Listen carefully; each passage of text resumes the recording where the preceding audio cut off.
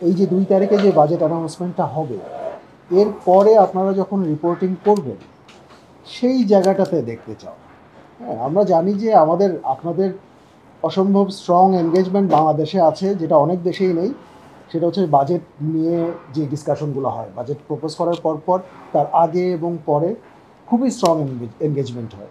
বাজেটের কনটেক্সট নিয়ে শিশুদের জায়গা থেকে, বিশেষ করে আমরা যেটা মনে করি শিশুদের শুধু জায়গা নয়, ওভারঅল যে বাজেটের কনটেক্সটা করতে একটু ভিন্ন, তাই না? একটা পলিটিক্যাল গভর্নমেন্টের কাছ থেকে আমরা বিগত অনেকগুলো বছর বাজেট পেয়েছি, কিন্তু এবার আমরা পেতে যাচ্ছি একটু ডিফারেন্ট ধর্মী একটা সরকারের কাছ থেকে।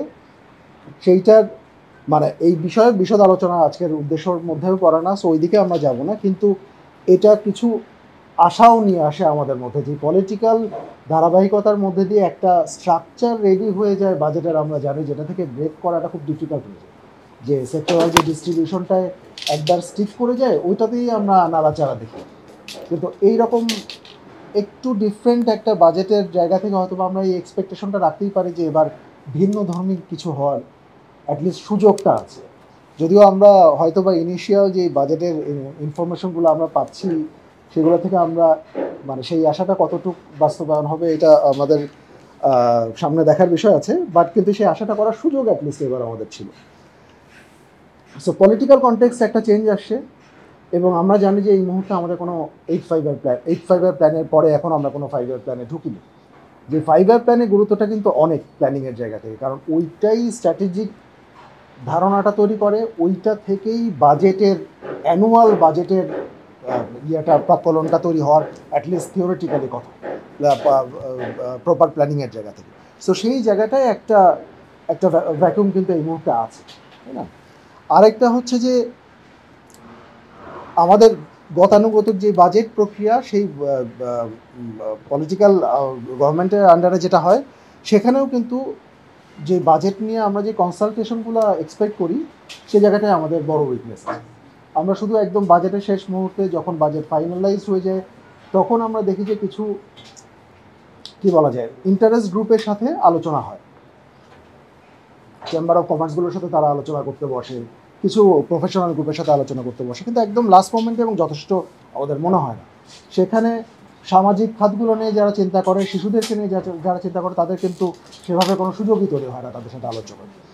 সো সেই কনসালটেশনটা এবার স্ট্রং হওয়ার সুযোগ ছিল, কিন্তু এবার আরও উইক মনে হয়েছে আর কি আমাদেরকে, যে এবার কনসালটেশনগুলো সে গতানুগতিকের তুলনায় আমরা ইমপ্রুভ করতে দেখিনি। সো সেই জায়গাটায় একটা উইকনেস আছে, এবং একটা বড় অ্যাকাউন্টেবিলিটি মেকানিজমের একটা বড় কম্পোনেন্ট যেটা আমাদের পার্লামেন্ট, সে পার্লামেন্টটা এই মুহূর্তে নেই।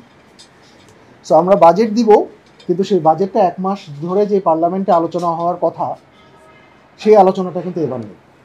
এবং এর অল্টারনেটিভ মেকানিজম ঠিক কী চিন্তা করা হচ্ছে বা আদৌ চিন্তা করা হচ্ছে কিনা, এটাও কিন্তু আমি জানি না। আপনাদের কাছে যদি কোনো ইনসাইট থাকে প্লিজ শেয়ার করবেন, কিন্তু আমি এখন পর্যন্ত কিছু জানতে পারিনি এটা। সো এই পার্লামেন্ট না থাকাটা এবং এই যে চেঞ্জগুলো আমরা যে এই মাত্র যেগুলো বললাম, সব কিছুই মিন করে যে একটা মানে একটা স্ট্রং সিভিল সোসাইটি এবং মিডিয়া এনগেজমেন্ট প্রয়োজন আছে এবার এই বাজেটটাকে মানুষের সামনে নিয়ে আসার জন্য, এই বাজেটটাকে আলোচনার কেন্দ্রে নিয়ে আসার জন্য পার্লামেন্টের অনুপস্থিতি এবং সব কিছুর কারণেই এবার আরও অনেক বেশি গুরুত্বপূর্ণ। সো সেই জায়গাটাকে আমরা একটু মাথায় রেখেই এই আজকের আয়োজনটা করেছি। প্রেজেন্টেশনে আমরা কতগুলো ইস্যুকে হাইলাইট করব। আমরা যেটা দেখেছি বিগত, এটা কিন্তু এই বছরের বাজেট নিয়ে কোনো কথা না, এটা আমরা বিগত ট্রেন্ডগুলো থেকে বলছি, যে আমাদের সোশ্যাল সেক্টর অ্যালোকেশন গ্লোবাল যে স্ট্যান্ডার্ডগুলো সেট করা হয়েছে সেই তুলনায় অনেক পিছিয়ে পড়ছে। আমাদের গ্লোবাল যে প্র্যাকটিসগুলো আছে, যে বিভিন্ন দেশ যেভাবে বাজেটের শেয়ারে যেভাবে বরাদ্দ দেয়, সেটা থেকেও আমরা অনেক দূর পিছিয়ে পড়ছি। এবং আমাদের বরাদ্দের ব্যবহারের জায়গাটা, যেটা সারা জীবনই আমাদের একটা কনসার্ন ছিল, কিন্তু সেই কনসার্নটা এখন আরও অনেক ডেঞ্জারাস লেভেলে চলে গিয়েছে বলে আমাদের মনে হচ্ছে। বিশেষ করে আমাদের এডিপি বাস্তবায়নের জায়গা থেকে। এগুলো নিয়ে আলোচনা করে আমরা কিছু জায়গাকে আপনাদের সামনে দিব, যেটা আমাদের মনে হয় যে শিশুদের জায়গা থেকে ইম্পর্টেন্ট, যেটা আপনাদের হয়তো বা বাজেটকে অ্যানালাইজ করার সময় এই জিনিসগুলো যদি মাথায় রাখেন তাহলে ইয়ে হবে।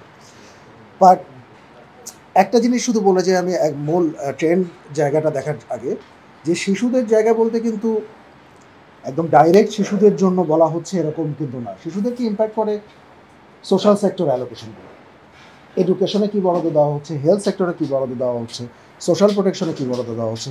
হয়তো বা সেগুলো 100% ডাইরেক্টলি শিশুদের জন্য না, কিন্তু ইনডাইরেক্টলি, কখনো কখনো ডাইরেক্টলি, কখনো ইনডাইরেক্টলি এবং কখনো থ্রু দ্য হাউস হোল্ডস, এগুলো আবার শিশুদের উপর বড় ভূমিকা আলটিমেটলি রাখে। For more updates, follow us on Facebook, subscribe our YouTube channel, get the latest update on www.daily-sun.com.